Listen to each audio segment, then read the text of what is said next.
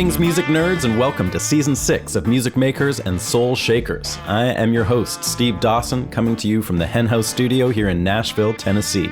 I'm really excited to be bringing you this new season of shows coming to you on the first and third Wednesdays of every month. I have a great lineup of fascinating conversations with incredible musicians, songwriters, guitarists, steel guitarists, drummers, composers, who knows what else. I've been having an incredible time diving deep with these folks, and I know you're going to enjoy listening. Just a reminder that this year I've taken out the short song samples through the show, as things have gotten way more complicated as far as legal use of music goes, so I'll be making an accompanying Spotify playlist to each episode, which you'll find in the episode's show notes and at the website at makersandshakerspodcast.com. So anytime you hear this cute little slide guitar sound, you'll know there's a track to go along with it on the playlist.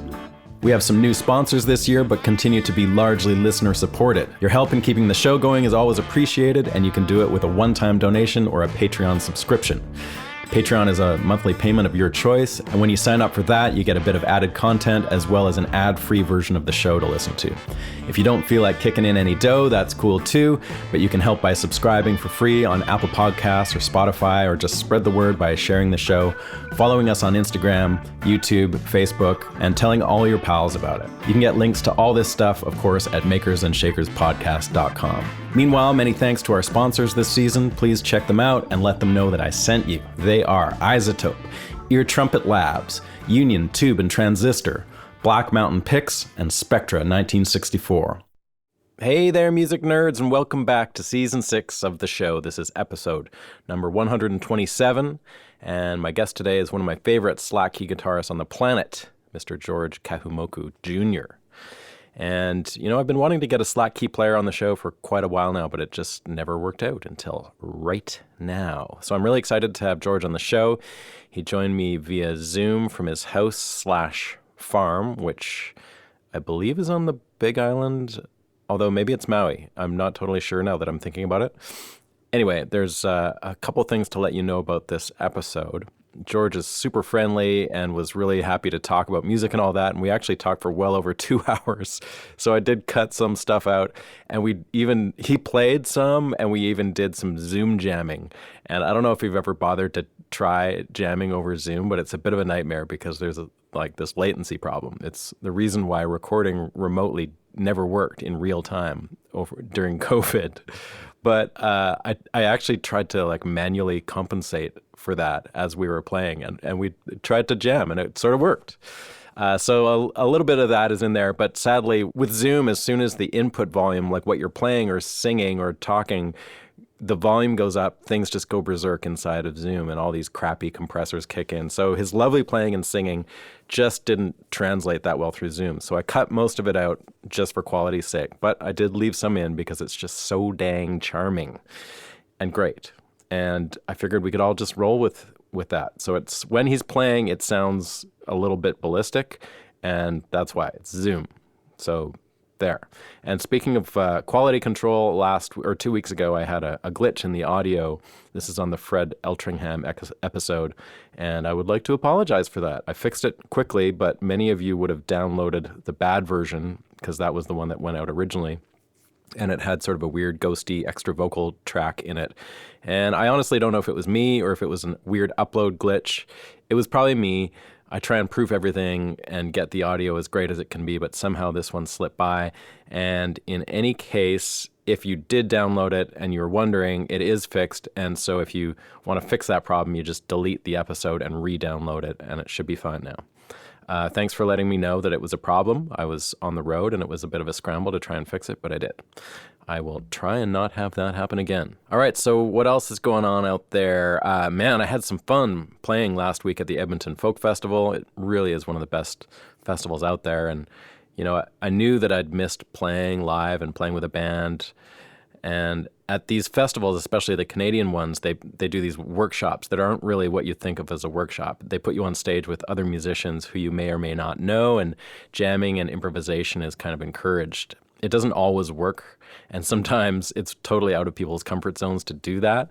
But the director there, Terry Wickham, is really smart and really knowledgeable about music and puts interesting people together. And for me, it was really magical. And the experience of improvising with strangers was It was something that I guess I'd forgotten how powerful it can be, and had some great jams with a band called Lunasa from Ireland, Balin from New York, these young brothers, sisters called Balin. They're incredible. Check them out. I should get them on the show. And Tony McManus, incredible guitarist, Scottish, but he lives in Canada. And of course, I had my awesome band there too, and we just had a ball. So looking forward to more playing. And what else? I put out an album this week too. It's called Phantom Threshold, and it's a trippy little instrumental pedal steel album. I would love for you to go listen to it. It's on all the streaming places. It's under the name Steve Dawson and the Telescope 3, but you can just look for Steve Dawson Phantom Threshold and it'll come up. Or you can get it at my website, stevedawson.ca. And lastly, we've been doing this contest for youngsters, and we're about to release the fruits of that, the winners. We picked some cool young songwriters under 20 and remotely record and mix a song for them for free. It's called the Henhouse Express Jr., and the 3 winning songs will come out next week. So check them out. We're going to release some videos and singles, and those kids are really awesome, and it was fun to work with them. So that's coming out next week. All right, so George Kahumoku Jr. is on the show, and I feel like slack key is kind of a misunderstood thing. So let me fill you in briefly. We do talk about it. I talk about it with George, and he kind of gets into what he defines it as, but I think it needs a bit of simple clarification, because I know that like sometimes when I play lap steel, Hawaiian music, people think that I'm playing slack key, and I'm not. That is not what slack key is. It isn't a kind of a guitar. It's actually a style of playing with finger style and of tuning the guitar. But it's not an instrument. It's a regular guitar.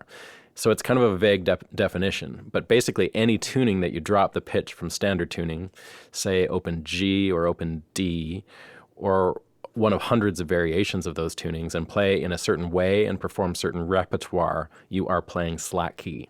So it's a traditional Hawaiian form, and it gained some pretty massive popularity in the 90s when the Dancing Cat label formed. George Winston was sort of a new age piano player, and he was really into slack key guitar and signed most of the current crop of great players and put out records for them. So that included George, but also George's brother Moses and Sonny Chillingworth, Keola Beamer, Ledward Ka'apana, Barney Isacs, Cyril Pahanui, son, I believe, of the great Gabby Pahanui, and quite a few more. So check out that label. They seem to be pretty selective about what goes up on Spotify. So my playlist that goes with this episode lacks some of those Dancing Cat titles, only because they don't exist on Spotify.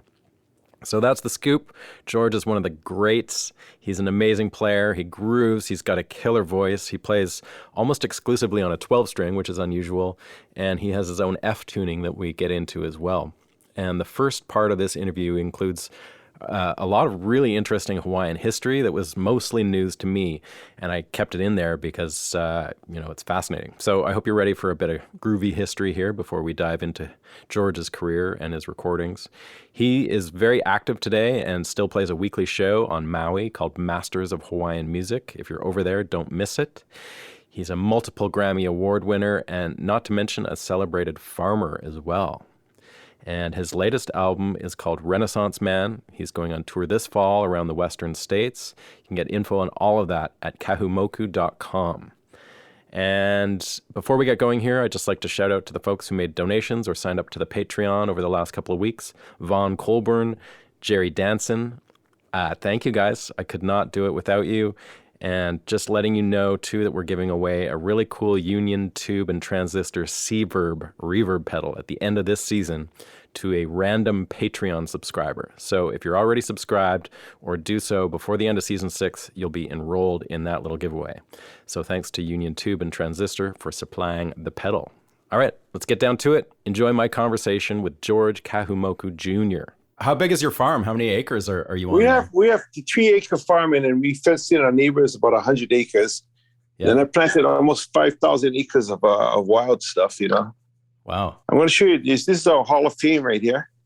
All right, let's see it. We've been to the Grammy 7 times. Amazing. Look at that. We got five Grammy. I gave 1 Grammy to my son. Nice. Well, you got to share it around a little bit. Yeah. So we got 5 Grammys for Best Hawaiian Music. We got all kind of awards. Yeah, they used to have a Grammy. They used to have a Hawaiian category in the Grammys, right? Yeah, they went for 7 years and we won 5 years in a row. Oh man, that's amazing. Did you ever go to the ceremony in LA? Oh yeah. We performed and everything. Amazing. I'm also a farmer, so we make guava jam. You see, this is a guava jam. These are the fruits and vegetables from our farm. These are our hunting dogs. They live in the house with us. Oh, look at all those herding guys. dogs. This is Hoku. This is Lily Boy. We have about 300 varieties of fruits and vegetables on our farm, herbal teas, herbs, Wow. and canoe plants. We also have cattle, horses, ducks, chickens. We catch about 100 feral pigs a month, feral Really? chickens, deer. Beautiful. So where are you? Are you on Maui or are you on the Big Island? No, I'm originally from the Big Island. I lived there most of my life, and I played music at the Mauna Kea Beach Hotel. And what happened is they ended up closing for renovation for 2 years. Yeah. So when they closed for renovation, then it was a Westin, you know. Yep. I opened Westin hotels. Opened up almost 200 Westin hotels throughout the world. At one time, the Westin was owned by United Airlines. Oh. So what they did is when they opened up a Westin, my brother and I would travel with it and actually open up all these hotels for the Westin. Wow, cool. And then we could travel, and they were owned by United, so we got to travel the world, play on United for free wherever we wanted to go to. Yeah, I mean, we played for the private parties on the boats, whatever, you know. Amazing. I had music on the Descendants, the movie The Descendants. Oh, I like that movie a lot, actually. That was good. George Clooney, yeah. Yeah. They paid me $40,000 for each song, and I did 4 songs on there. Wow, that's pretty nice. Well, you're talking about Adam Sandler movies. Were you involved in Punch Drunk Love at all? No, you know, I don't even have TV and stuff. Actually, Adam Sandler was one of my students. I taught him how to play ukulele 20 years ago. Yeah. He would come to Hawaii all the time. Just before he had all these kids and stuff. So I was wondering if we could maybe talk a little bit about slack key in general. Okay. Because I think a lot of people misunderstand the term a little bit. I know what it is, but I would like for you to. What I find interesting about it is that it seems to be one of the last art forms, and certainly one of the last guitar styles that seems to be taught almost from generation to generation more than any other way. It seems to be sort of like a family thing, and I was wondering if you could just sort of talk a little bit about your history with slack key and how you got into it, and if in fact for you it was that kind of a thing where you were learning from like uncles and parents and stuff. Yeah, like I learned from my great grandfather. Yeah. Oh yeah. And yeah, so well, let me give you a story about this, because you know I did some research on this. Anyway, in 1793, George Vancouver dropped off a bunch of cattle on the Big Island, and there's a kapu made on he dropped it off for King Kamehameha the Great. And what happened is that they put a kapu, and I think they started off with like 4 bulls and 20 cows, but by the time they reached Hawaii, they only had 1 lame bull and 5 cows left. So they let them. I'm from the Dakota Coast, like I said. So they let them go at Keola Beamer. And then in less than 50 years, those 5 or 6 head of cattle grew to almost 1 million. Could you believe that? Whoa. Yeah, I mean, that's how fast they grew. And then at the time, you know, what do cows like to eat was grass, right? So our housing at the time was thatched grass. So now we had a housing problem in Hawaii due to those cattle. They ate all They're eating the houses? Yeah. So that's a housing crisis, all right.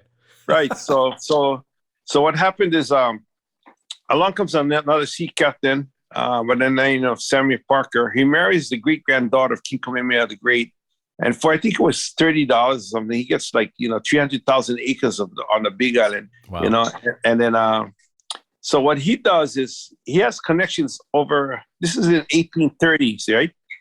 He has connections over in Monterey, California, and also when in California there's a gold rush. There's a shortage of food, especially beef.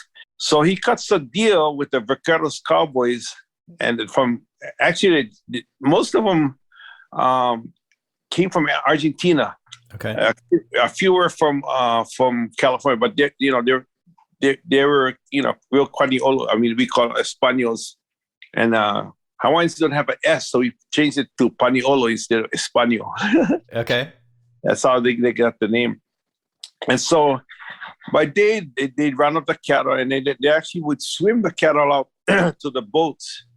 Wow. The ships, and then lift them up, put them in the belly of the ships, and then ship them back and forth to. So that the cowboys taught the Hawaiians how to do this, yeah. And at night they bust out the guitars. Now they had 3 different guitars. One called the guitarón that played the bass, like a 3 or 4 or 5 string. You seen those big guitars? Sure. Then they had a 5 or 6 string catgut. They did the strumming, yeah. They did the strumming. Like a charango, sort of, or different than that? Yeah. Okay.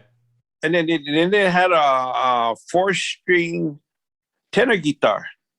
Okay. That they did the lead with, and you can see that in mariachi bands to today. Yep. That's how they play their music. There's 3 guys playing, and one guy plays bass, the other guy plays rhythm. The bajo sexto and Right. So when they left the islands, they left a few guitars behind. Their contract was 42 years, and some of them intermarried. We got some.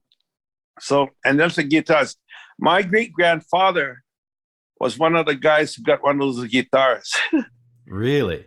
Yeah, way back in 1832. So that's also, wow. And they were trained, So they're trained in the tradition. Well, actually, not my great grandfather. It's my great grandfather. My great grandfather, and his name was George too. Yeah, and then that's a whole nother story if you want to meet him. But when George Vancouver went over to looking for in 1793 when he brought the cattle over. They were looking for the Northwest Passage to go from, So one of the young boys, he was only about 14 or 15, stowed away in George Vancouver's boat. So when he went back, he had this young Kahumoku with him. Okay? Okay, yeah. And then somewhere off of Nova Scotia, there's a huge storm, and the first mate fell overboard. And after he fell overboard, this young Kahumoku, of course, did you know that all of the Spanish Armagada, all those guys, and even the English had one of the best sailing fleets in the world, but all of those guys never knew how to swim. Really? Yeah, all English and all Spanish guys, they don't know how to swim. How useless is that? I know, but and then Hawaiians, we brought up in the water, right? So we don't care if the water's cool or what. So this young Kahumoku jumped into the water, saved the first mate's life, and he was the part of George Vancouver's crew. And when he reached England, he was knighted George by King George. Whoa! So I'm George the Ninth. Oh my God, that's amazing. Yeah, and the reason I know that was like your great grandfather, great 3 great. Probably 4 great grandfathers away, and then his name was George. Now I don't know about that, but there's a whole bunch of Georges that became famous. One of them, Kahumoku's. Another one, was trained by the Mormons. But what's his name? I can't even think the whole Mormon guys. So he was arrested by the Catholics because they were going by 2x2s. So they moved the whole colony. That's again from the Big Island. They moved from Kohala over to Lanai, and the 200 they almost died after 11 years of drought and everything in Lanai. So there was only about 30 of them left. They died from starvation and everything. Then they moved. They went over to they used all the resources, and they bought. I think they bought about 200 acres in Laie, and they started the Mormon Church. So another Kahumoku started the Mormon Church. So I hold the Hawaiian priesthood. That's what Kahu means. Kahu means the priest of the moku of the land. Okay. So that's what it means. Is there still a Mormon community in Hawaii? It's huge. Not only that, those Mormons went out to Tahiti, to Tonga, Fiji, New Zealand. I didn't know that. Yeah, and then they started. They have a connection with the Mormons over in Utah as well. Yeah. So how did they get converted to Mormonism in the first place? Did Mormons come to Hawaii at some point? Yeah, that's why. Yeah, they came to Hawaii. in the 1830s and stuff like that. And then, of course, they had the Catholics here. The Catholics actually got that started first, then the Mormons, and then also the Protestants. All about the same time. They're doing all this missionary work, trying to turn us heathens into law-abiding Christians. And then, you know what really brought us out of the mountains and off of the ocean was the music. Because Hawaiians, all we had was chanting. We had no melody lines, you know. Okay. So when they heard the music and the hymns, that's what brought people into the churches and got them all converted, was the music. Interesting. Okay. And then you're going to ask me, how did I know this? Because in 1977, I played for the Queen's Jubilee. Amazing. And then Queen Elizabeth, when we were going through the line, she said, Kahumoku. She said, she gave me a card, and the next day, she took me down to the archives. And in George Vancouver's handwritten, we had to wear gloves and masks and all this stuff. Whoa, you were like with the Queen. Yeah, she took me down into the dungeons and the logs and stuff. And she showed me where it was logged in George Vancouver's log. And he had beautiful handwriting. Wow. And he logged the name Kahumoku. That's crazy. That's how I found out the story about George Kahumoku, through her. Well, that's pretty legit. Yeah. Because as a child, she said she had to go through it, and she was really inquisitive. So she went through all the captain's logs and all that kind of stuff, especially about Hawaii and all the travels of Captain Cook, And Captain Cook came after that. Actually, Captain Cook discovered the island was George, but it was he never got to write anything. Remember, because they think that they ate Captain Cook, but they didn't eat him. They actually deboned him. See, I know it's a difference. Well, the Hawaiians actually, I don't know if you want to get into all of this, before the music. I do. Yeah. Well, tell me. Well, my tutu was, remember I told you we held the priesthood. Yeah, that's what kahu means. And the greatest Heva Heva was that's my line, the priesthood of Heva Heva. And they were the second wave that came over. They were actually from Tahiti and Tonga and all like that. But the first wave that came over were Tibetan monks. What? Yeah, that's why we call them menahuni. They're short, and they have those hoods, those helmets. That's like, and then they have the cape that's red and white, and we call them menahuni because they're small and short. So they lived here for 1,000 years before the next wave came over, which was the warriors. So they lived in peace, and then the next wave was the Tahitians, the warriors who brought the caste system with it. They had the king, the queen, the slave, the kawa, the commoner, all like that. That was the second system. So the Tibetan monks, were they exploring? Like what brought them to Hawaii in the first place? I don't know how they ended up, but they ended up just like everybody else who ended up in Hawaii, shipwrecked and whatever. But they had a whole colony going, and the Tibetan monks were vegetarians, of course. They so they grew everything they ate and they respected. So when Pauhau was the head spiritual leader, tried to enter Molokai, where they were born, with the Tibetan monks, just by chanting. Those guys had so much mana. They made all the warriors choke, and they couldn't even breathe. So they were afraid of the menahuni. We call it menahuni. Wow. And those guys had the power to build stone walls and all kinds of stuff overnight. That's what they say. So amazing. So when Kamehameha was uniting the islands, my lineages, or the priesthood Heva Heva, told Kamehameha, look, if you want to unite the islands, you got to go get the permission from the menahuni.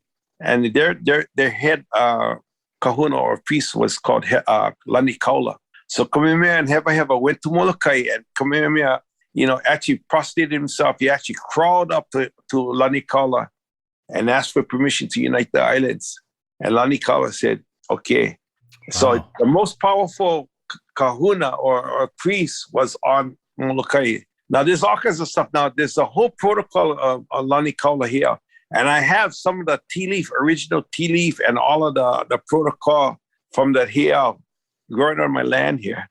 There's a variegated tea leaf that we use for blessing. It's really sacred, Then we also have ava and all these different sugar cane that came from the heiau. So anyway, getting back to Heva Heva's line, now we got to go back to the okay. So anyway, I hold the priesthood not only in the Mormon Church but also in the Hawaiian culture. My great grandfather Willie was one of the priests. And he was a Mormon priest? No. They were all Mormons. All the George Scott locals are all Mormons. Yeah. Okay. But they also held the priesthood, what I call the dark side. The stuff that practiced, killing people, and then so we raised a lot of pigs at the time, black pigs. My great grandfather raised pigs, and we would have all these ceremonies for weddings and everything, and then the center of the piece was the pig. It's sort of like how Jesus Christ dies for your sins. Well, the black pigs would die for the sins of and even so they would be sacrificed at certain ceremonies. Pigs would be sacrificed. That's part of the priesthood. And actually, when I was 11 years old, as part of my priesthood, you had to kill an animal with your bare hands. No. So we learned all the martial arts that goes along with the priesthood. We walk to the forest, break branches and stuff like that. And we were actually learning martial arts and stuff like that. So you had to reach in, kill an animal, pull out its heart, and eat it raw. That was part of my. That's what I call the dark side. You see, that's the whole dark side of the Hawaiian culture. And you had to do that when you were 11? Yeah, my son did it when he was 9. My son Kilki, but he only killed a rabbit, so that wasn't so bad. But you killed one of those big black pigs. No, I killed a lamb. A lamb, okay. Yeah, baby lamb, and then guess what? This is how, if you ever watch the Tibetan monks, their ritual. This is how they kill the sheep too. They actually reach in. They don't use a knife or anything. They actually reach in through the skin and go underneath and pull out the heart from the lamb. So and then they used to use their hands and everything just to take off the skin. Did you know that? I did not know that. Yeah. What's the significance of that ritual? Like, what's it all about, really? Well, it's a ritual that links us all together. Not only in the martial arts, we can actually. It's sort of like kung fu or like karate, I say, but it's a Hawaiian ritual. So you train in the martial arts and also in the ritual of healing, and then so you carry the priesthood. My brothers, not all of us go through the whole ritual. Some are like I have a older brother. He went to the ritual. My younger brother didn't. Moses. Why not? Well, he grew up with my mom. Okay. So my mom was my parents were divorced when I was really young. So he was only 3 years old when he left. So he grew up with my mom for 18. So he missed that whole that window. She wasn't into it. No. She was actually into the hula though. Oh, which is that's a lot more friendly. Yeah, a lot more friendly. And then there's even more stories. In the 16th century, there's a Okinawan fisherman who got sidetracked from the hurricanes that happened in Okinawa as well. Yeah. So he ended up in Hawaii. So according to my Greek grandmother, this is what I call olelo. It's passed on for generation just by there's nothing books written about it. It's just if any book's going to be written, I'm writing about it. Going to write about it anyway. Yeah. But so we have Okinawan blood too. So we have Okinawan, and then one of the first blacksmiths for Parker Ranch came from Mongolia. So I actually have Mongolian blood too. Wow. He jumped the fence, which my great grandmother, who was only probably 13 or 14 at the time. And he lived to be almost 100 years old. This guy, White Chong from Mongolia, but he had a whole bunch of kids. So I got Mongolian blood, we got Okinawan blood, and then we got Hawaiian. So I'm about 1/8 Mongolian, 1/8 Okinawan, and the rest is Hawaiian. 70 is Hawaiian. So that's why I got the sacrifice. Yeah. Growing up, then, like, religion was a big part of your life, obviously, was music a big part as well? Like, were all your family remember playing I told you instruments? That we had all these ceremonies, so there'd be 20, 30 parties every weekend. Wow, that's busy. Because my grandfather also raised pigs, this is where people came to get their pigs. We had we had a ranch and a farm, so we caught wild pigs, and my grandfather raised them. So there'd be the party before the party. We kill the animals, get all that stuff ready. Then there'd be the party. Then there'd be the after party, and this would go on all weekend. And in between all of the time was the music. My grandfather played slacky. Everybody. I grew up with 26 cousins. We're like kind of the slaves to our great grandparents because they're having all these parties. And you were the entertainment. And we had every kind of instrument in our family. We had violins, we had accordion, we had a saxophone, we had guitars and trasses and ukuleles and cuatros and tipos and. So where are the instruments like accordion and saxophone coming from? I don't know, but all I know is we had them in our house, and then when we did these jam sessions, they'd be playing all these instruments, And my grandfather Willie, who was the oldest, would play slacky guitar, and he didn't have a capo in those days, but he had a rubber band with a pencil that he was using as a capo. Yeah. And my grandmother played ukulele, and my uncles, and everybody played something. And they'd have this whole big jam session.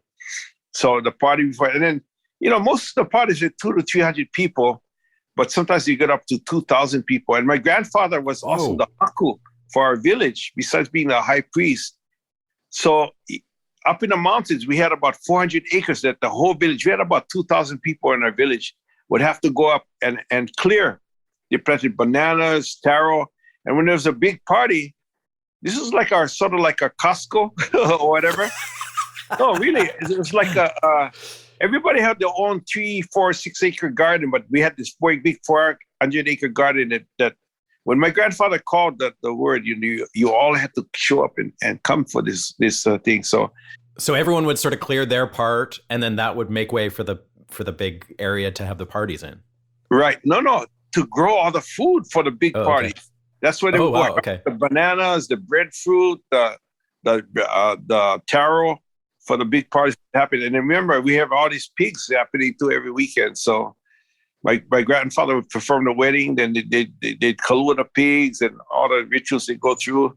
Then they part. And then in the olden days, before there's something called the makahiki season. It begins in October. It actually almost ends right now in February, but it was a celebration for 3-4 months. No wars. You couldn't even plant or grow food. All you could do is harvest. So it was a big party, and they'd have the makahiki games. It started in the month of Ikuo, which means shouting, because the people are shouting. There's this big contest with these slides. They build these big slides. They had to go for 3-5 miles made out of rocks, and they throw pili grass on the slides, and then they slide down. It's only a small little sled that's only about 6 inches wide and about 10 feet long. Yeah. But if you fall off the slide, which is about maybe 15, 20 feet long, and it goes for miles, you go into the rocks and you bust your teeth and everything. Shit. I know. So they made these contests. They had, the surfing contests and all that. So the reason they're shouting is it's like a big football game. There's been hundreds of thousands of people lining all the guys. And then when that guy goes and he falls into the bush and he gets off busted up, they go, ooh, hey, which means, oh, shucks.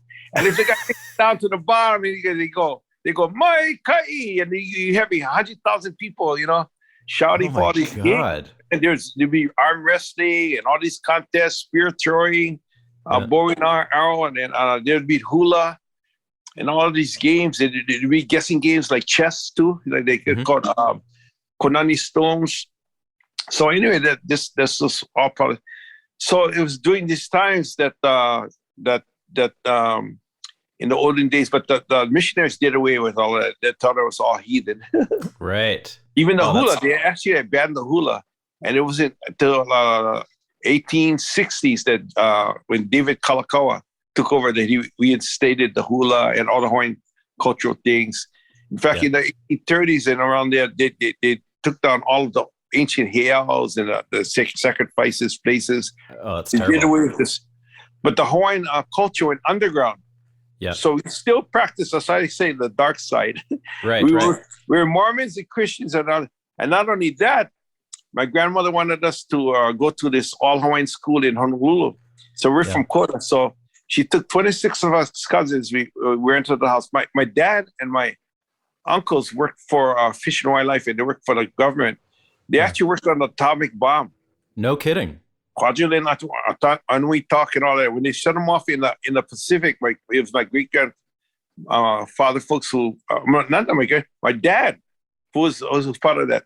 So and then when the fish came floating up, they ate all the fish. So all of my uncles and my dad became infected with radiation or whatever. Radiation. They all died young. So that's why we were raised by great grandparents. So I went to this all Hawaiian school in Honolulu called Kahumoku Jr. And there's all 26 tried, but only 2 got in, myself and my oldest brother. I was only 4 years old. I don't even know what the test was, What can you do at 4 years old? Exactly. So wait, so your father and all his brothers or whatever, were they studying science somewhere? Like, what was their involvement with nuclear? My father was a cowboy for McAllis Ranches. Remember, we're also cowboys. I come from a family of cowboys. Right. So my dad used to break horses, but he learned how to do diesel. He learned how to take apart motors, and he fixed all the diesel caterpillars and stuff that. So they needed diesel mechanics. Oh, so he knew how to fix it. That's how he ended up with it. And he took his brothers with him along because they needed other helpers too. Yeah. Yeah. So they would build up all of these structures on the Inuit talk and all of that. Then they'd bomb them. Right. And as tests, the nuclear test. This is like in the 50s. These guys would go back over there and we build them all again, and they'd bomb them again. Oh my God. Yeah. What island was that on where they were doing all that? They did that. All I know is he went to Kwajalein, and then we talked the Bikini Islands. I don't know. I know the rest is all top secret. I don't know Right. But all I know is they died young. They died before they were even 50 years old. Oh, that's from terrible. poisoning. That's a total tragedy. Yeah. My uncles. That's why we were raised by great grandparents. And then not only that, through the years they went back and forth. They went back and forth. My whole life, my dad was away almost 18 months out of the year.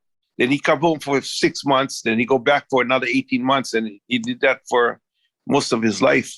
Wow. Until he got older. Then he worked. Then he stayed home and he worked for Fish and Wildlife here in Hawaii, again as a diesel mechanic. Wow. So who was the one that you learned to play guitar from more than anyone else, or was it just like everybody was playing? No, my great grandfather. Because my dad was never around, I was trained by my grandfather. But remember, I had all these 26 cousins. Yeah. We all could play any instrument there was. But really? There's a cousin who was 2 years older than me, Michael Naihe. Uh-huh. And he was the one who stayed back with my great grandmother in Kona. And the rest of us went to Honolulu. So he learned slacky the best from my great grandfather. Oh, okay. And then when we got older, when I was 11, 12 years old, I reconnected with my cousin Michael. So he retrained me in all the stuff that I learned.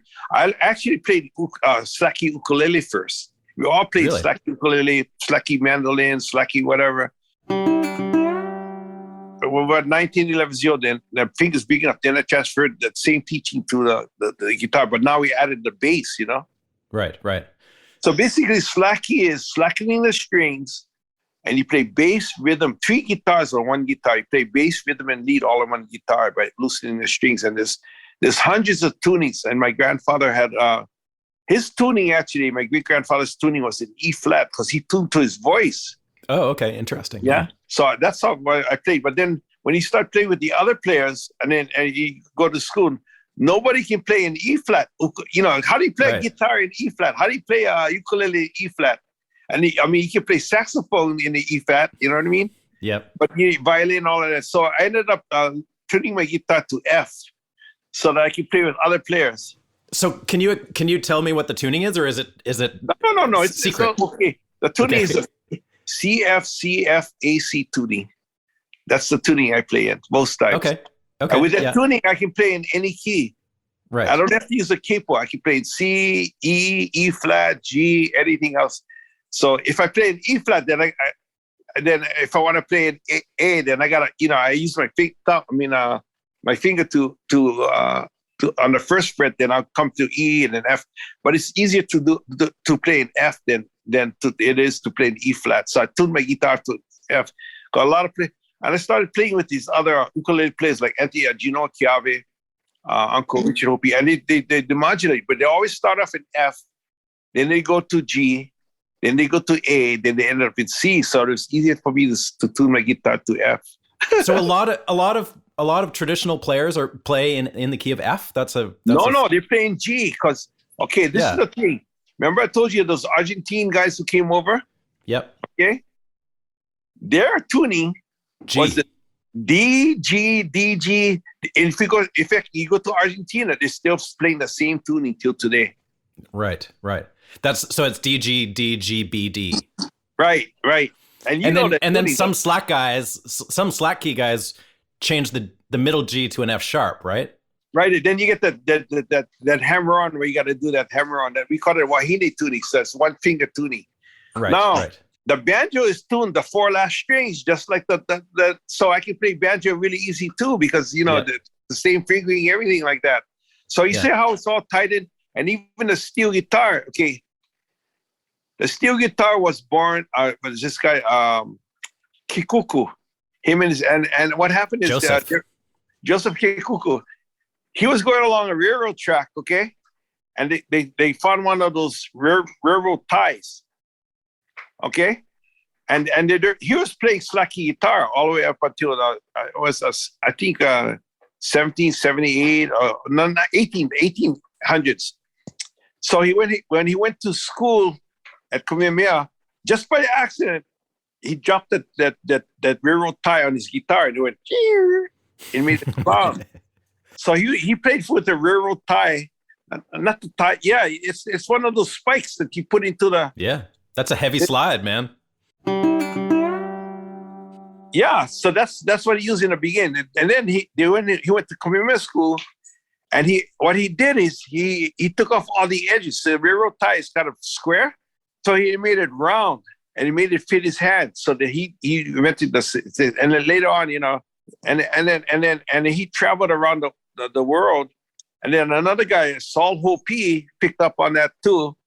And he's one of my heroes for sure. And they played, they played for the World's Fair. And those days they would travel by train all across to New York, for the New York World's Fair and all like that. So as they're going along, they're playing, stopping in these little towns and everything.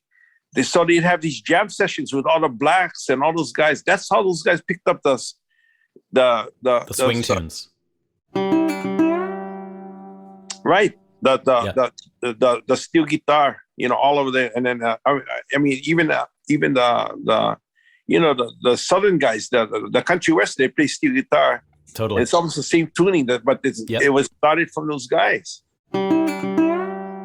It's really interesting to see, like, after that expo happened, I think it was 1927 or something, where Saul Hopi sort of took off, and then he influenced all of America really with his playing, but also he was influenced by the songs, because he started playing like Irving Berlin songs and stuff like that after that year. Suddenly he was playing jazz tunes, which is really interesting too. Yeah. In fact, he started incorporating jazz tunes into Hawaiian melodies. Like dun dun dun dun dun. Sweet Lake Kalihua. Those are jazz tunes. We would never play. Because can I grab my guitar and just show you? Sure, please do. Yeah, that'd be great. Well, I'll show you. Let me go get my pick in one of my guitars. Okay. So why F? I'm still not clear. Like, why not G? Why F? Remember, I told you I played with all these guys who modulated.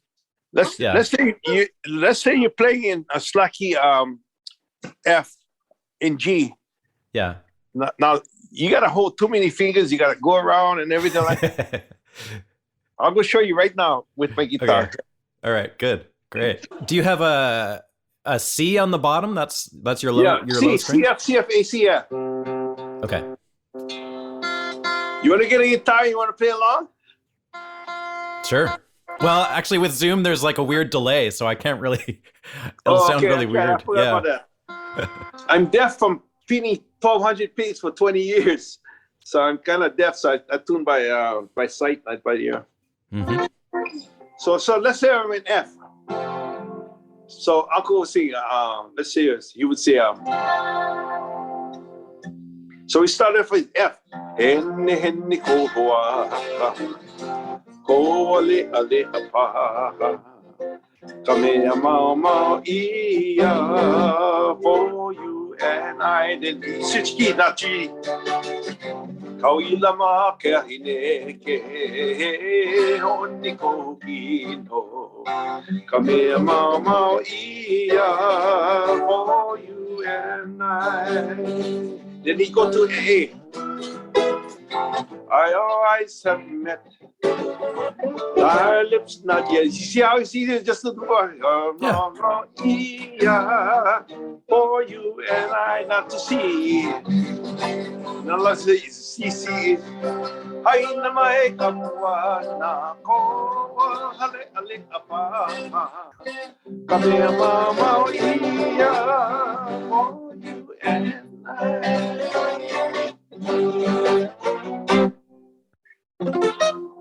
But you see how it's easier to say that if I was in G, then how the hell am I going to find F? Then I got to go backwards, right? Start down here. You see what I mean?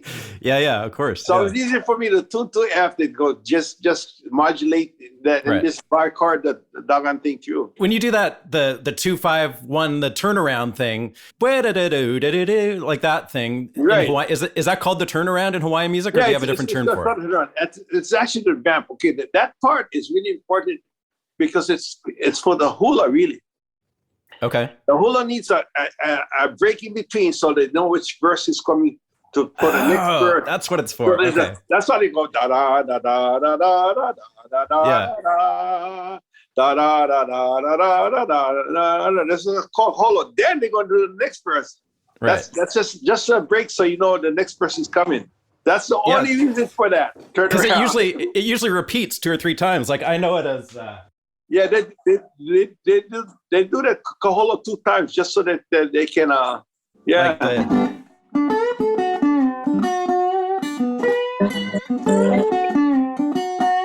Well, that's good because that's a turnaround so that they know that it's time to for the next verse to come on. That's a break. So that's all it is. Yeah. And nice.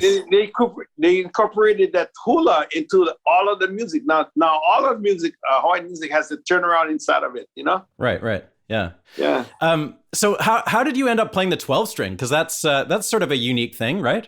Okay, what happened is when I was a young boy, I saw Peter, Paul, and Mary. Oh, yeah. At the Waikiki show. There's like 20,000 people. We're listening to Peter, Paul. I was like maybe 10, 11 years old. And I saw a 12-string. I think someone was playing this. I can't remember who. I didn't, One of those guys. Right. And I said, I'm going to get myself a 12-string. So I actually went to the mainland and I met a guy, Tom Walter. And Tom Walter had a 12-string. So I got to play his 12-string, while I was going to school in Oakland.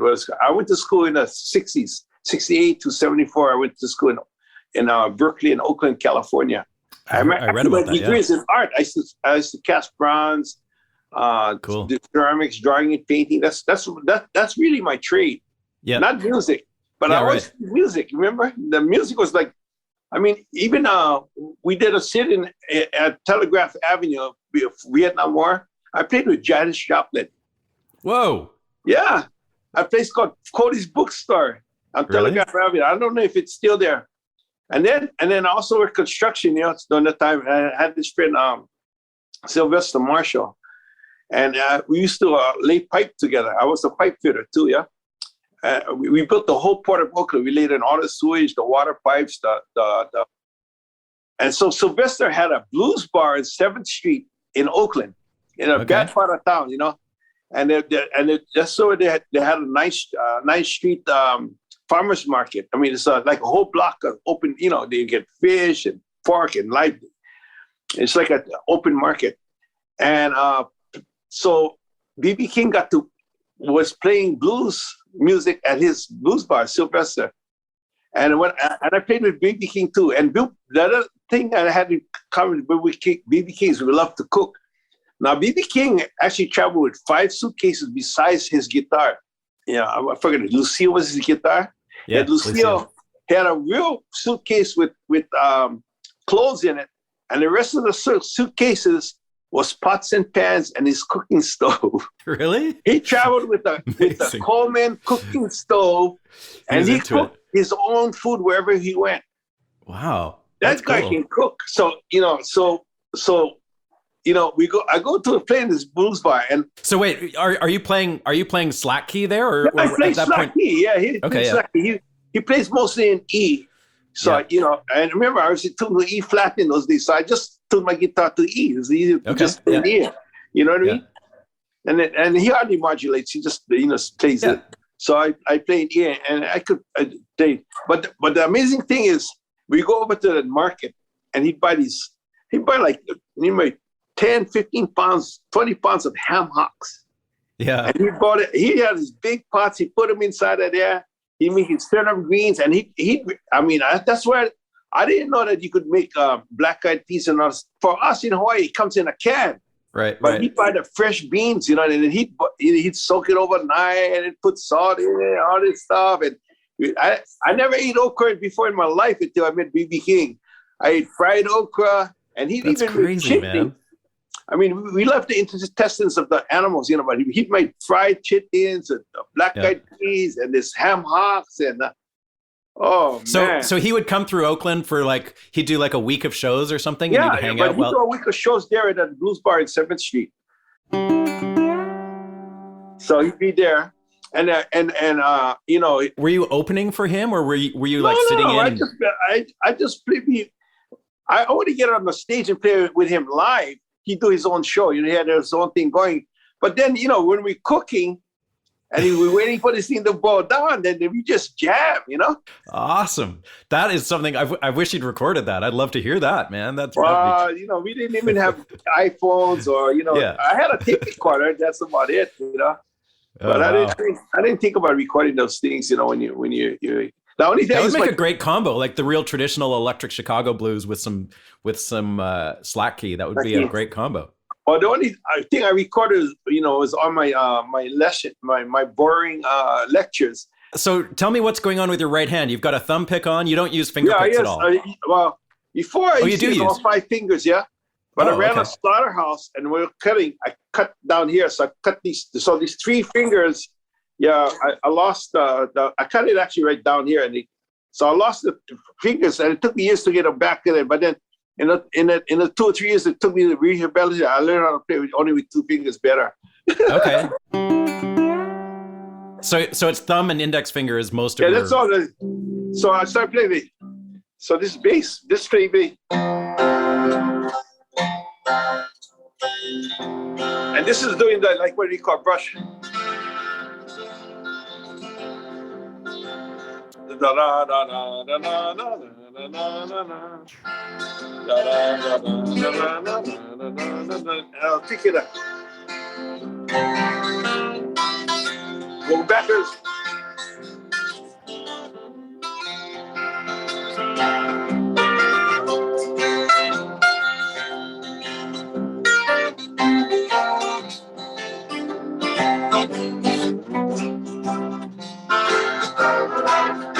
Okay, now here's one of those Sal Hopi tunes called and this is a jazz tune.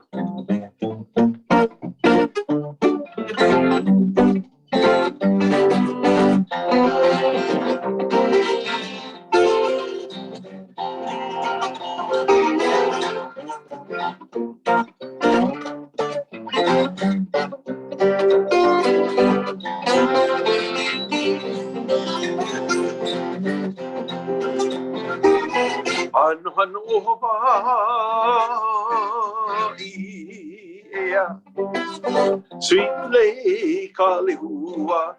Bob used to love this song.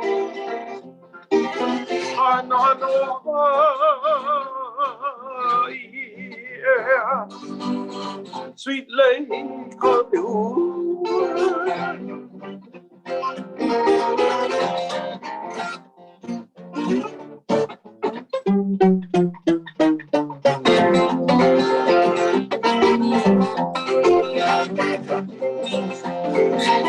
Kila kila umawi, sweet lady Rosalani. Oh, yeah, sweet lady. Kailima, I forgot what flower I'm on.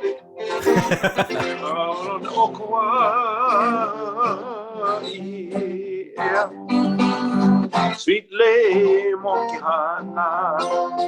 Now there's also a verse that goes Haina ya mai kapuana, which means let the breath of the song live for generations to come. Remove the kapu or the sacredness for all to sing, so the song can live on. Some songs are so sacred you cannot share it, but this is the one that you can. So haina mai kapuana,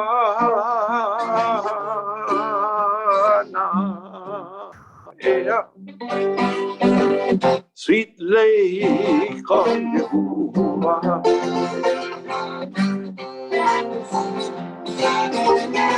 Haina mai kapuana,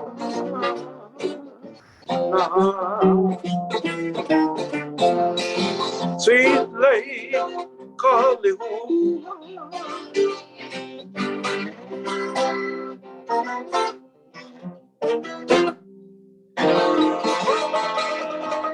Yeah. So that's Beautiful. Love it. As far as the material that you play, were you pretty much self-taught, or did you ever sit down with did you learn from like Gabby Pahanui records or anything like that? Was he an influence on you? Well, let me tell you, it's actually the opposite.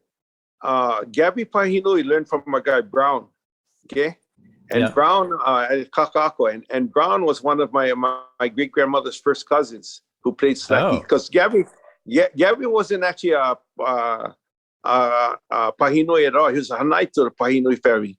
He was a Kahawai. Yeah. So he learned that slacky from our family. Oh wow, that's crazy. Yeah. And the tutunis he learned came from Waipio Valley and all like that. But his original family came from the Big Island, but it was Hanai to the Pahanuis. Yeah. Oh wow. Okay. Neat. So that's the tunis that.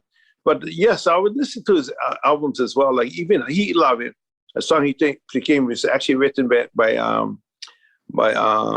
Stam Leah. It was actually from the Big Island. So all of these tunings, and they were actually like there were actually chants, like He Love is like this. Kumakakai kenaya ilave kapapalo himaya umakele ui. There's all these chants going. So I'm trained in, my great grandmother was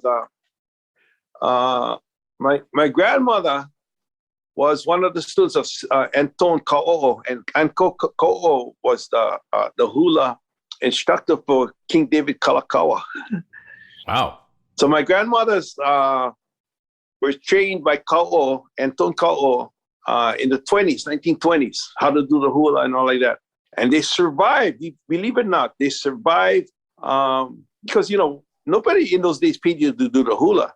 Right. So they survived the tradition by making okolehau, which is what white is that? White lightning. Oh, they're hooch. 180 proof green frame out of the tea leaf. See, wherever this plant called the tea leaf, I'll show you pictures of it later on. Yeah. The root underneath, they would boil it and steam the root and come out black like molasses, really sweet. And they add yeast to that, and then they'd ferment it. It would drip, come out white lightning, Wow. Yeah, wow. so that's how Amazing. they made all the money is like underground, like hooch, for all the sailors, the whalers who came over. Got them on. Was there prohibition in Hawaii at some Of point? Of course, there was prohibition all over it. Okay. I didn't know that affected you guys there. All the Mormons, the Protestants, right, of course. all of those guys, they didn't want any of us. But my grandmother was a Protestant. Yeah. So they drank. But I got to even tell you the story about how we became.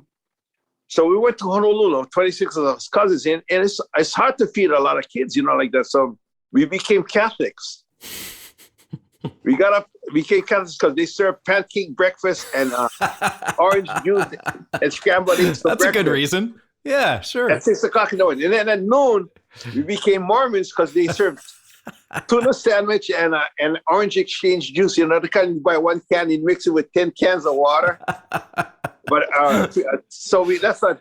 And then in the afternoon, we became our holy rollers. That the Filipinos had this holy roller church, and they served this all these tescarols, all these coconut with mochi and rice pudding desserts. Then once a month, they'd have this big luau's at the Protestant churches. So we became Protestants once a month. And then once a year... Wow, you guys converted a lot. Yeah, and then once a year, they'd have these big bond dances, the Buddhists, you know, where they celebrate the coming year and the death, you know. So they'd have free rice balls with dried fish and stuff like that, and pickled vegetables. So of course we became Buddhists, and we did the bond dances and everything like that. And then, that's amazing, man. And then where we lived in the Paua Valley in Honolulu, is next to the Chinese graveyard. So whenever we'd hear these the graveyard fireworks, that means that's the end of their funeral.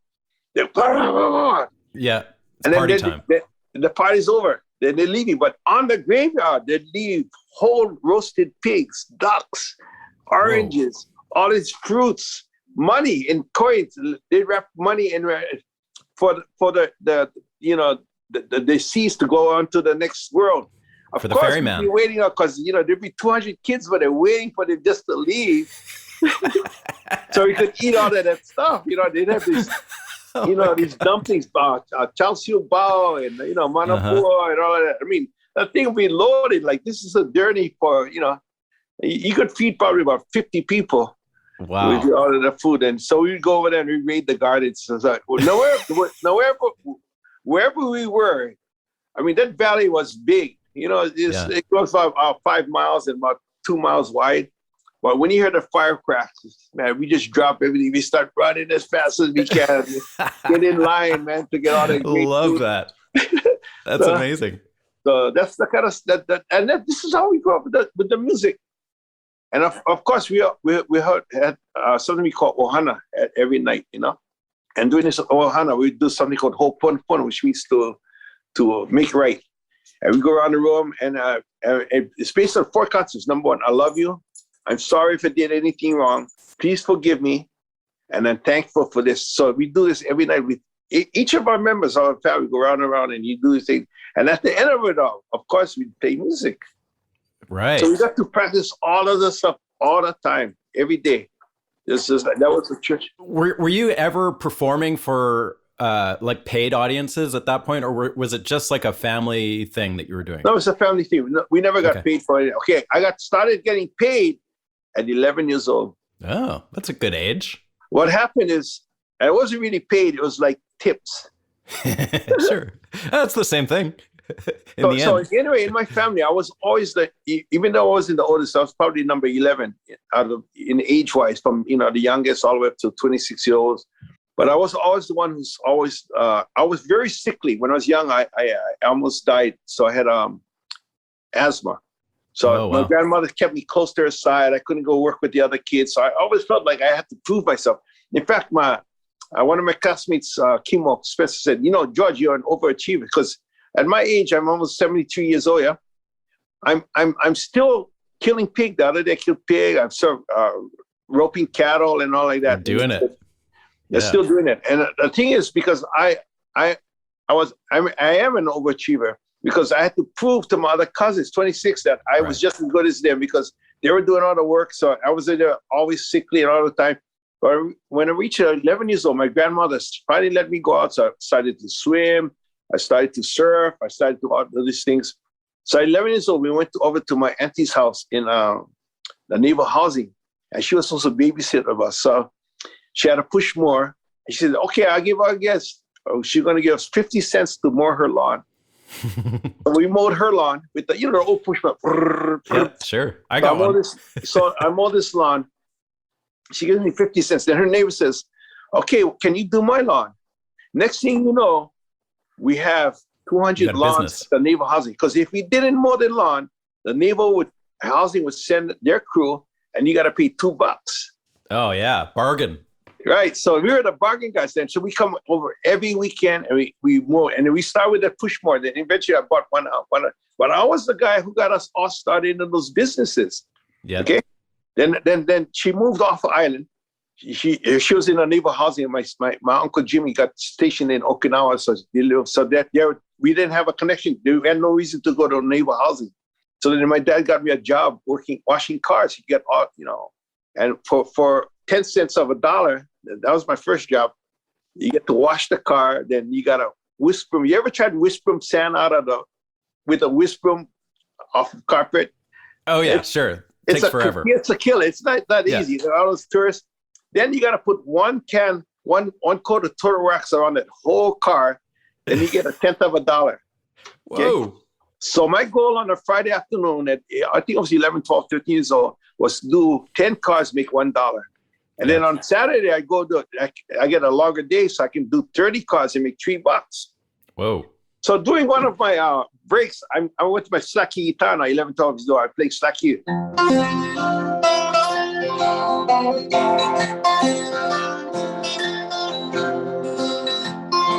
A song I learned from my grandfather.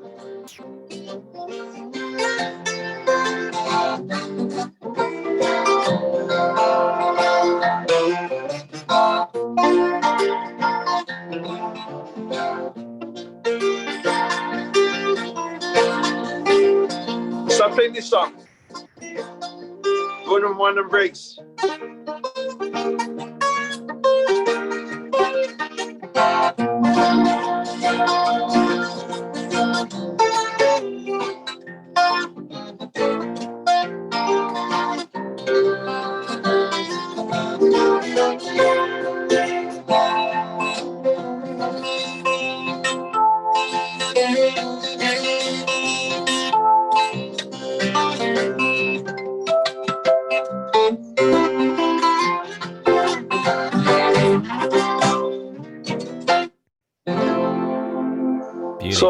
So playing, okay, and next to the Liverpool Spinners was a strip joint called the Forbidden City.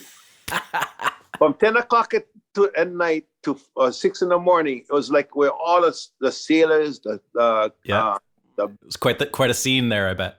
From 10 o'clock at night now to 6 but from 3 in the afternoon to 8 o'clock at night on a Friday and Saturday is where they'd have 10 cents a pitcher of beer, and they'd have free poo-poos. They'd have spam and cabbage. Spam and beans, spam and onions, and boiled peanuts. And the place was packed. 2,000 to 3,000. So much spam. Stevedore workers and over there. They're building a Waikiki at the time, building the hotels.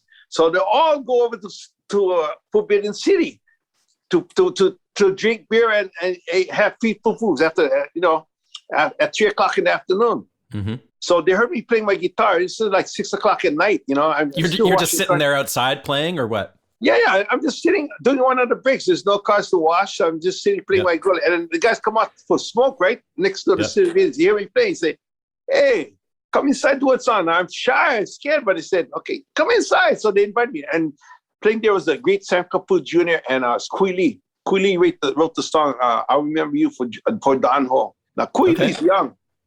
He's young. He's in his 20s. And I'm only 11, 12, 13 years old. I go in, I do that one song. This is the one song. It took me like 3 minutes. And those construction doors, in those days, they had real silver dollars. Oh, wow. They start throwing money on that stage. And for one 3-minute song at 11, 12, 13 years old, I make $27.10 in tips. Oh, man. So that's it for you for washing cars, I bet. That was my first paid gig, if you want to call it that. Okay? So at 11 or 12, I said, 3 songs, 27. It's like working 1 month at Lippia Spinners, busting my ass. So right then I decided, shit, I'm going to do this for the rest of my life, man. I'm going to learn how to do music. You know what I mean? So did you start going down there like every weekend and playing playing for tips? I'm washing cars now on Fridays and Saturdays. So if I come on a Friday and they see me, they come, hey, come on, do a song. So I'm playing there almost two nights a week. And not nights. 2 songs, 6 minutes. Yeah. And I'm making like sometimes $10, $11, sometimes $50, sometimes $7. One time I made $120. Whoa. Just tips. Yeah. Yeah. So, and in those days, you could buy 100-pound of bag rice for $2. So you see the value? Yeah, $100 will take you a long way. Yeah. Did that turn into getting like regular gigs, or did you just kind of keep going back there and playing for tips? No. Now I remember. I was 11 years old when that happened. Because when I was 13, I got so good. I joined a group called the Climax 5. I was the youngest 13 years. It was a high school band, guys. I didn't even know what Climax was, but I was part of the band. We entered the Battle of the Bands, Waikiki Shell, 20,000 people. We took second place. Amazing. So then now we were hired by all the teenage clubs to go play. And are you still playing acoustic slack key, or were you playing like electric guitar or something? I could play anything, but my mom actually bought me a Mustang and a Stratocaster. Cool. So okay. I played everything. I played everything in slack key. I played Mustang Sally. Yeah. Mustang Sally. But remember, I was tuned to E. Right. I think you're better slow. You must. I didn't play up to like the 1995, 1996. I was playing E and E flat all those years. Mustang Sally, baby. I think you better slow your Mustang down.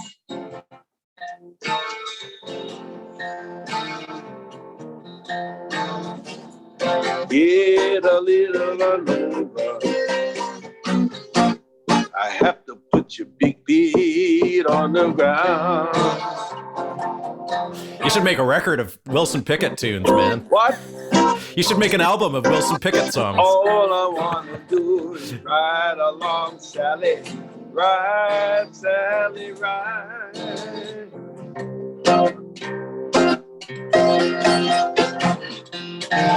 But you get the idea, you know? Yeah. I can play anything.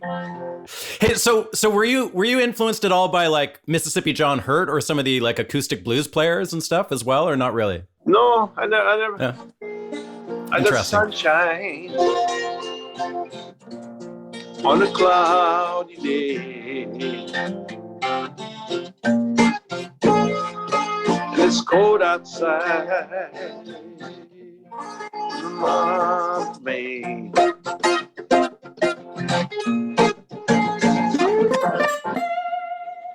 Just stay there, keep playing.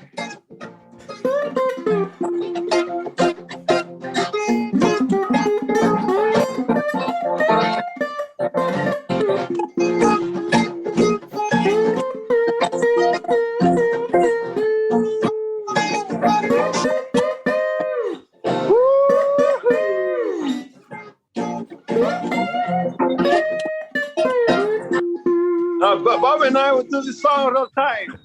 He loves something. I let him just go for it. Yeah, just hold his key all the night. Yeah. Because didn't make this last song last for 20 minutes, you know? Sure. But then you know, all that kind of stuff. But I learned everything. I played everything in slack key. Yeah. Everything. Yeah. So when you started recording for Dancing Cat, that was like in the early 90s, right? Right. Mid 90s. That record, Drenched by Music, is that the first one that you did for them? Yeah, and you see, my brother and I, we went to a garage sale on the Big Island. Yeah. And somebody was selling this TIAC 4-track. Okay. And it said the same recording system used by the Beatles. Yeah. So we were so impressed. So my brother and I did about 7, maybe 12 albums on our own on that little machine, and they only had 4 tracks. That's all we didn't even have electricity where we lived. We had a generator. Really? And then I was digging a hole to make a cesspool, you know, for we were building our family home again. So what I did, I sunk, because it made too much damn noise, the generator. So I sunk it down into the cesspool hole, 30 feet. Yeah. Put some iron roof on it. Then I threw a couple of mattresses on just to muff that sound. So, and then my brother would use his toes to get that. And then we recorded our first albums all in that TIAC. So wow, where can you get those? Are they available? I don't know, but it was all I know is we only had I think it was like 7.5 minutes of tape on each, you know, and then so we had to, you know, we were perfectionists. We could do 2 songs in each tape.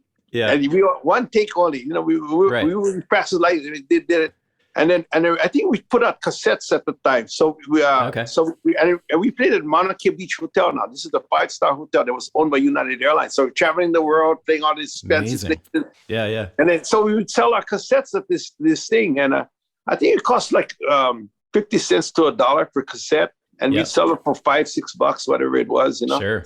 But we sell hundreds of them. And then we started selling them at stores, and then we sell them to our family, you know. How did the relationship come about with George Winston? Like, did he come over to the islands and was looking for people like you? We do all these slacky festivals in Honolulu and everything. So he started coming to him. He heard my brother and I.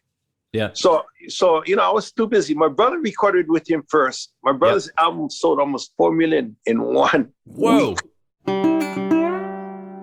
That's Moses. Yeah. Wow, that's incredible. Because George Winston was distributed by BMG. Okay. His company was Dancing Cat, but it was affiliated with Windham Hill. Yeah. Okay, and Windham Hill was distributed by BMG. So he cut a deal with Windham Hill. You want any more of my recordings? You gotta release whatever I do on Dancing Cat on the BMG label, and the same distribution. My album, Dancing Cat, sold 4 million in less than 3 weeks. We're in 55 countries on the radio now. Now we're being held NPR and other radio stations and Canada, Great Britain. They're hearing us. So as George made us famous now, we're doing tours instead of playing for $50 a night, you know, in a hotel or a bar. I played at Carnegie Hall twice, each gig $50,000 instead of making $50 a night, $50,000 in 1 night. You see the difference? That's incredible. Yeah, I see. Yeah. Wow.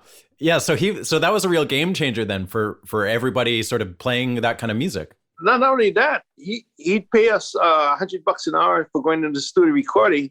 Yeah. I probably made $250,000 of studio times because George would say, he wasn't interested in only the music. He'd say, okay, play this one song in 100 different tunings. Okay. Okay. So then, I could stay there all night. I could play one song. One time I played one song for 12 hours and I got paid $1,200. So I wish I could do that. You know what I mean? Yeah. And he didn't care what he did. He was really like a librarian. He wasn't recording us to. So did he have a studio on Maui or something? No. What he did is he would rent a studio for like $5,000 a day or whatever, and he'd bring us all in.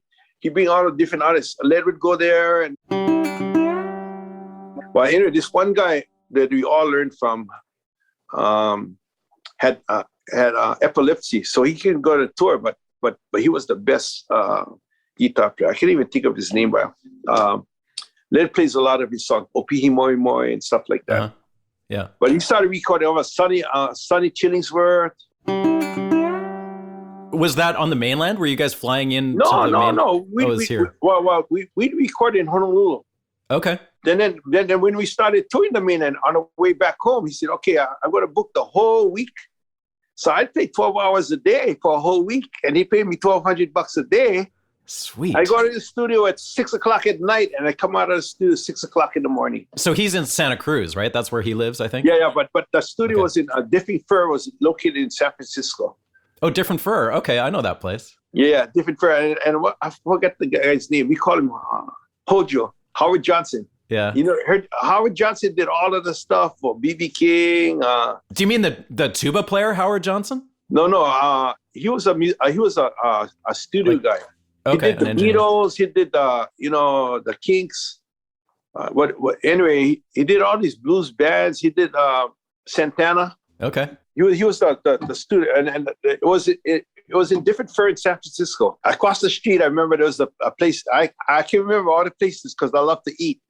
And I even talked to the guy. I would bring my own fish from over here. Really? A big fish. I ship him stuff, and he'd cook it up for me. So I'd be in the studio, and I come out, and I'd bring fish, I'd bring pork, all kinds of stuff over there. Wow, cool. Cook, yeah. There's a song on that first record you did with him called Queen's Jubilee. That is that an original song of yours, or is that a traditional? No, that song was written by Queen Liliuokalani in 1877 for the Queen's Jubilee for Queen Victoria. That for me is like one of my favorite slack key pieces of all time. Your recording of it. I love that recording. Okay, let me tell you what happened is I got to play the same song. Remember, I went to Queen, the Jubilee in 1977. I played the same song for Queen of England. And that's what got me my ticket to learn about George, my name was George Kahumoku. Yeah, amazing. Isn't that an amazing story too? Yeah. So is that a really traditional song, or is that your arrangement that's different from other people's arrangement of it? Why Queen Liliuokalani wrote that song, and I play slacking, and we all do like jazz. Mm-hmm. There's no. We just get a regular melody line, and then we just kind of just go off from there. Right. So like I added some Celtic stuff in there. Yeah, there's some. So like let me see. Let me tune up real quick. I'll show you. All right. Some of the bass runs that you do with your thumb in that are incredible. Here's another story. When I first went into the recording store with George Winston, Hawaiians have an old saying, if no fix, no broke.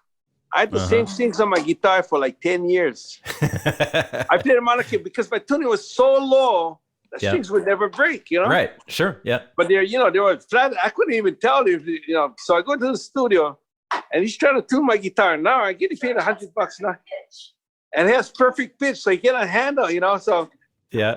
So I go into the studio. So he's going crazy. He's like, George, you got to tune it. Yeah. So I try to, and then he grabs it, he tries to tune it. We're in there for 12 hours. We didn't even record. We were tuning for 12 hours. Then he finally says, George, you got to change your strings. So then whenever he sent me his notes, all the songs he wanted me to do, and he always puts on the top in capital in red, George, change your strings. You never changed their strings in 20 years? Because it didn't break. We don't like to waste stuff, That's incredible. And even when I record all those songs with my brother, we played it however it was, Well, it gets to be part of the sound too. Like it's a little thumpier and it's a little more muted too with really old strings. So I get it. So that's how I started playing the 12 string. I listened to Peter, Paul, and Mary.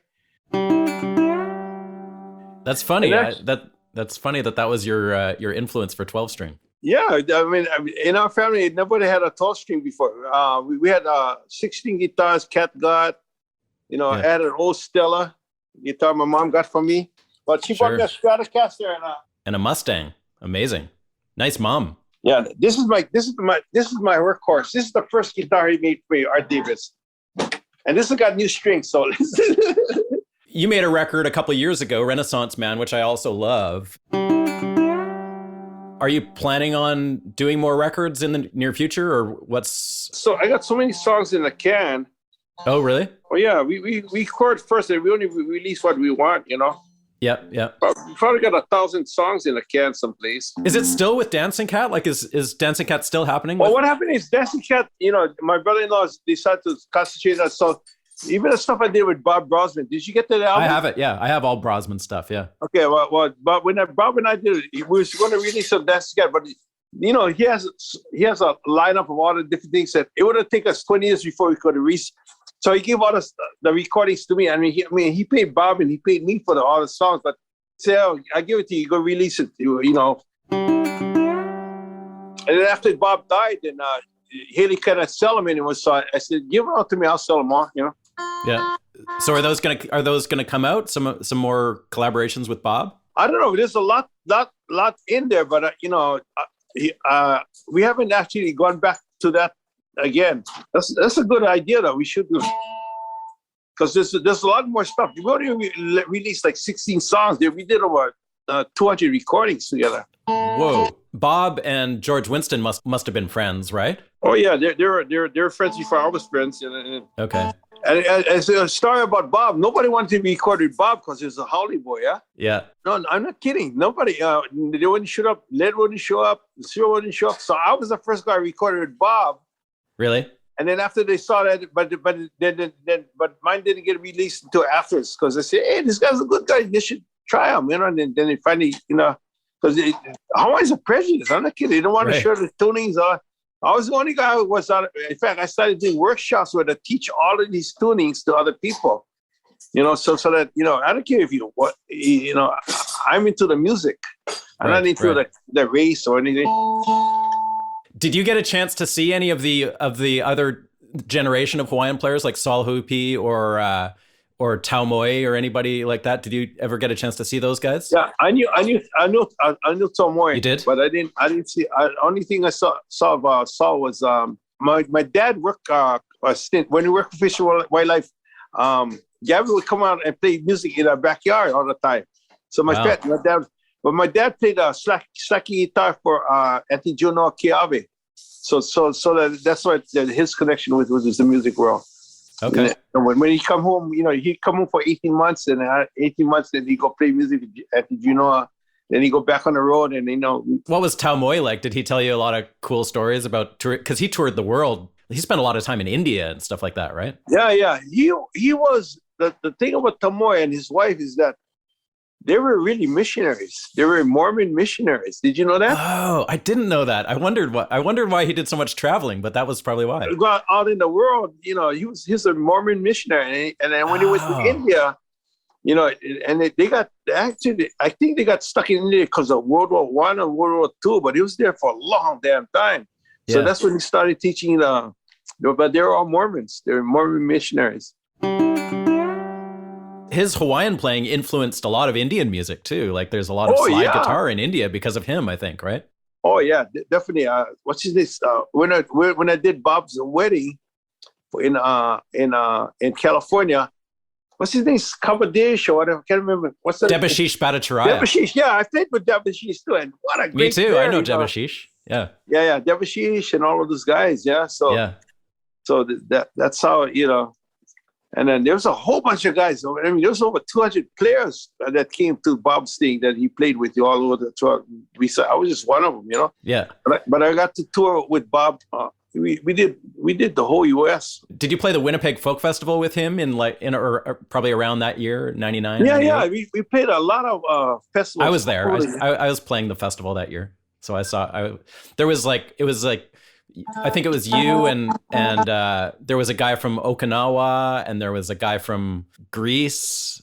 There was it was like 9 people on stage. Anyway, Bob influenced these guys too from all over the world, too.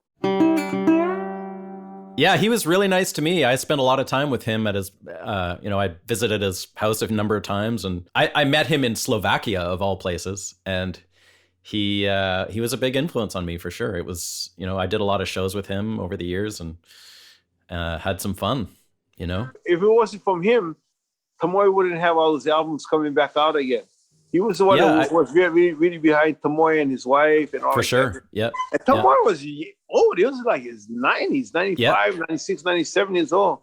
Bob was just incredible how he hung out with Tau Moi and spent the time. Well, thank you so much. And, anytime we want to do this again, but I don't know if we talk enough about Slacky or was that all over the map? Just hearing the history is fascinating, and I just love to have you tell some of those stories. And I don't think there's a lot of information about that kind of stuff out there. So it's fantastic to hear you tell some of this stuff. And yeah, I mean, that's the beauty of what I do here is it doesn't really matter what we talk about so much as just getting into stuff. So thank you. Yeah, and then if you ever come to Hawaii, I have a show's been going on for 18 years. I have to offer a workshop. What is this, the 26th, 27th year? It's 23rd annual. I guess we got, because of the COVID, we're going to have Ledward Ka'apana teaching, Herb Otto Jr., Jeff Peterson, Sonny Lim. Wow. We got Jason Jerome, Brad Bardosa, Max Angel teaching, Kevin Brown, Peter Stern. Anyway, we got a whole bunch of guys who want to come. We teach not only slacky guitar, we teach Hawaiian arts and crafts. We still Hawaiian cooking. We actually Amazing. teach fishing. We teach Hawaiian language, songwriting. We've been going for 23 years. So if you want to come on. Where do you do that? Is that in Maui or is that on the Big Island? Yeah, it's on Maui. We have a show that we do at Napilikai Beach Resort. You can call between. Information on the website. Yeah, there's more information on my website. I saw that. Kahumoku.com or slacky.com. And starting in June 1st, and we go for about a week. We've been doing it for 22 years. Actually, this would have been a 26th year, but because of COVID, we haven't done it for a couple of years. Yeah, and I love the Big Island too. But what happened is when over here, where I lived, there was a lot of fog, so I had a hard time breathing with all the sulfur and the fumes it was in a south corner valley. It would just stay there for like months at a time, and my nose was always running, always, So I came here and I can breathe again. So I decided to stay on Maui. Yeah, I get it. Yeah. Yeah. All right. Well, I'll look that up for sure, and hope to see you one of these days over there. And thanks so much, George, for doing this. I also played at what's the name of the place? Bluebird or something? Bird Cafe, Bluebird Cafe in Nashville. In Nashville? Oh yeah, you did. Okay. In fact, Cyril, myself, and Dennis Komakai played with Chet Atkins. Did you ever go to his workshops in Knoxville, Tennessee? No, I didn't. We played there for 12 years. We had 2,000 students every year for 12 years before what's his name? Before he passed away. But we that's did amazing. So that's how we started winning the Grammys, because all of these guys were our students. This is like in the 80s. So they were teenagers up to, 40, 50 years old. So by the time the Grammys came around in the 2010, these guys were in the business. We also taught at Berklee School of Music in Boston. And then I did all of those festivals all over, Savannah, Art something Davis Art, where in West Virginia, the West Coast, guitar workshops, Puget Sound. Yeah, I remember seeing your name at the Puget Sound one too. I didn't go there, but I'm from Vancouver originally, just up in Canada, just across from Puget Sound. So wow. I played in Canada too. We did. I forgot what it was a promotion for Dancing Cat. We did over in Canada too. I think one of the biggest things I did with Bob was that it was a big festival. Probably 300,000 people. It was on the side of It's probably Winnipeg or Edmonton or Winnipeg. Edmonton. Yeah. Yeah, and it was on the side of the ski slopes. Yeah. Yeah, Winnipeg, and then I'm playing that festival this summer, so I know it well. Yeah, and what I like about it is they got good food. Yeah, man, really good food. And then how they look feed after all you. those employees. They got 10,000 volunteers, and they feed them every day. It's amazing how they get the thing going in, and they got good food. I mean, I remember eating salmon with dill and all that stuff, and fresh salads. Well, I'm going to let you go, but thank you so much. Man. If ever come over, and if you ever got anything for me to do in Nashville, I also played at the Grand Old Opry too, way back with my brother Moses in maybe 87 or 86. Wow. Long time before they had the old Opry, and they had the new Opry, and then I don't know where the heck they're at now. They're still at the new one, but they do it at the Ryman once in a while, still, which is always better to see it there. It's like it's the classic Opry venue. I played at the old one with them, and I forgot the name of that mandolin player I played with him over there. I forgot his name. Maybe Sam Bush or something like that. Yeah, something like that. I can't remember all these guys he played with. And so did Led actually played a lot more in Nashville than I did, Okay, well, thank you so much. All right. Thank you, George. Appreciate it. Bye-bye. All right. Thank you for listening, everybody. That was my conversation with George Kahumoku Jr. Awesome. So great to talk to him, and I hope you check out his music. Make sure you check out the playlist on Spotify, and we'll see you in a couple weeks for another chilling episode of Music Makers and Soul Shakers. See you then.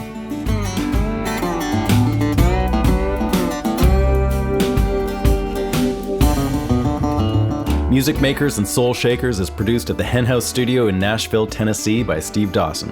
Please remember to subscribe to the show and follow us on Instagram, Facebook, and YouTube. You can find more info on this episode, including show notes and an audio playlist at makersandshakerspodcast.com.